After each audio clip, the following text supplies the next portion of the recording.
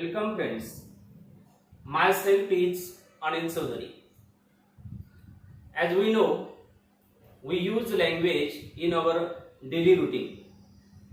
Do you know what do you mean by language? भाषा म्हणजे काय? याचा अर्थ आपल्याला माहिती आहे का? Language is a means of communication through which we express our emotions, ideas, feelings and thought. भाषा हे संभाषणाचं माध्यम आहे की ज्या माध्यमाने आपण आपल्या भावना, कल्पना आणि विचार व्यक्त करतो, त्याला आपण भाषा असं म्हणतो, लँग्वेज म्हणतो. We use sentences in language. भाषेमध्ये आपण वेगवेगळ्या प्रकारच्या सेंटेन्सचा वापर करतो. मग सेंटेन्सचा मूळ अर्थ आपल्याला कळला पाहिजे आणि सेंटेन्सचा अर्थ समजून घेण्यासाठी आज आपण या सर्व बेसिक कन्सेप्ट ज्या आहेत त्या समजून घेणार आहोत. अल्फाबेट्स, वर्ड्स, फ्रेज, क्लॉज आणि लास्टला सेंटेन्स. सेंटेन्सचा मराठी अर्थ होतो वाक्य. सेंटेन्स म्हणजे काय? वाक्य कशाला म्हणतो आपण? A sentence means a group of words which gives us complete sense. A group of words which gives us complete sense is called sentence. वाक्य म्हणजे शब्दांचा असा समूह की ज्या शब्दांच्या समूहातून आपल्याला पूर्ण अर्थबोध होतो, त्याला सेंटेन्स असं म्हणतात. वाक्यामध्ये महत्त्वाचा भाग येतो की word should be place in their proper order for their meaning. Sentence मध्ये त्या ठिकाणी वर्ड्स जे ते प्रॉपर ऑर्डर मध्ये असले पाहिजे. For example, Sachin is playing cricket. Sachin is playing cricket. या वाक्यामध्ये जे शब्द आहेत ते प्रॉपर ऑर्डरने ठेवलेले आहेत. Subject, helping verb, main verb, noun ही प्रॉपर ऑर्डर सेंटेन्सची आहे. सब्जेक्ट प्लस वर्ब किंवा सब्जेक्ट प्लस प्रेडिकेट याला आपण सेंटेन्स असं म्हणतो. सेंटेन्स समजून घेताना आज आपण या ठिकाणी चर्चा करताना सगळ्यात पहिला जो टॉपिक आहे तो आहे अल्फाबेट्स. याची चर्चा करूया. अल्फाबेट्स याला इंग्लिश मध्ये दोन अजून शब्द आहेत. ते आहे लेटर्स आणि sounds. In English there are 26 letters. There are 26 alphabets, sounds. Which are they? कोणते ते? तर 26 मुळाक्षर जे आहेत ते आपल्याला सगळ्यांना माहिती की ए पासून तर झेड पर्यंत, ए बी सी डी याप्रमाणे झेड पर्यंत 26 मुळाक्षर आहेत. These alphabets are divided in two parts, vowel and consonant. Alphabets दोन भागांमध्ये त्या ठिकाणी विभागले गेलेले आहेत. ते आहेत कॉन्सोनंट आणि व्हावेल. 21 कॉन्सोनंट आहेत आणि 5 व्हावेल आहेत. 5 व्हावेल कोणते? ए, ई, आय, ओ, यू हे 5 व्हावेल आहेत आणि बाकीचे जे राहिलेले आहेत ते सर्व कॉन्सोनंट म्हणजे व्यंजन आहेत. जसं बी, सी, डी हे व्हावेल आहे. याप्रमाणे 21 कॉन्सोनंट व्यंजन आहेत आणि 5 व्हावेल स्वर आहेत. कोणताही शब्द तयार करताना आपल्याला व्हावेलची गरज पडते. जोही शब्द आपल्याला बनवायचा असेल, तयार करायचा असेल, त्या शब्दामध्ये व्हावेलची आवश्यकता असते. जसं आपण शब्द घेतला ए एन टी एन, याच्यामध्ये ए व्हावेल आहे. B R I N G bring हा एक शब्द घेतला आपण, याच्यामध्ये आय व्हावेल. व्हावेलच्या शिवाय शब्द तयार होत नाही. परंतु त्यामध्ये काही अपवादात्मक शब्द आहेत.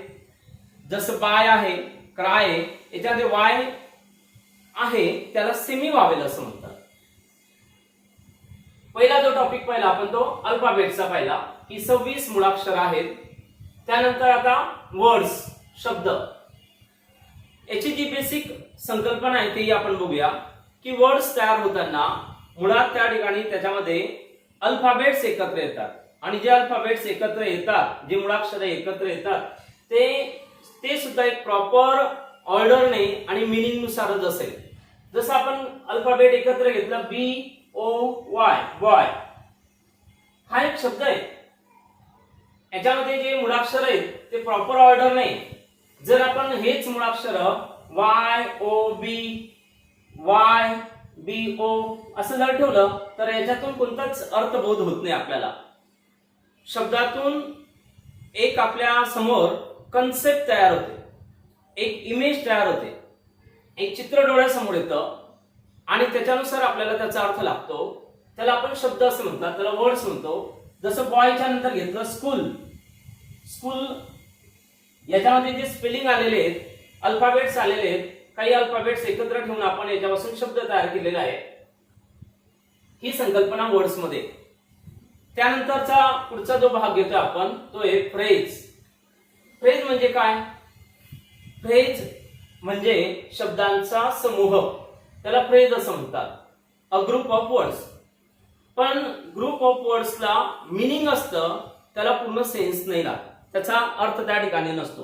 ग्रुप ऑफ वर्ड्स ज्याच्यामध्ये आपण त्या ठिकाणी चर्चा करताना चर्चा करूया. जसं इन द मॉर्निंग ही फ्रेज आहे.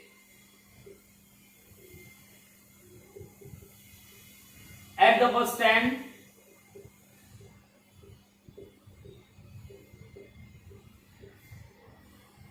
In front of me,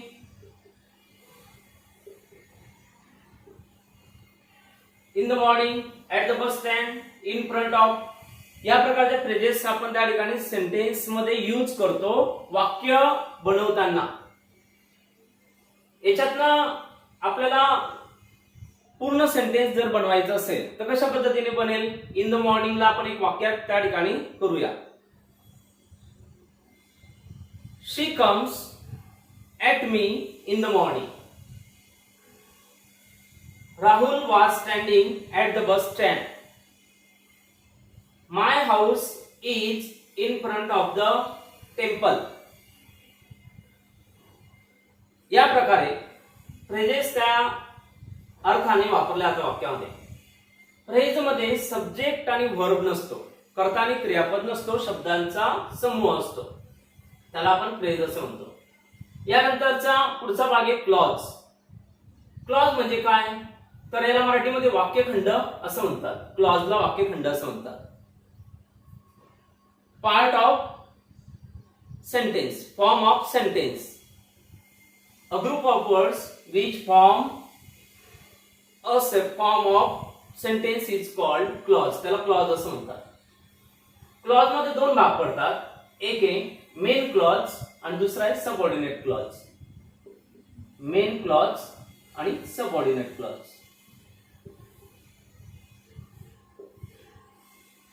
What do you mean by the main clause? What do you mean by the subordinate clause? मुख्य क्लॉज, मुख्य वाक्यखंड आणि उपवाक्यखंड असे दोन भाग आहेत. मेन क्लॉजला अजून एक नाव आहे प्रिन्सिपल क्लॉज आणि सबऑर्डिनेट क्लॉजला नाव आहे डिपेंडेंट क्लॉज. क्लॉज वाक्यामध्ये कशा पद्धतीने येतात ते बघूया आपण. एक्झाम्पल पहा. As soon as teacher entered in the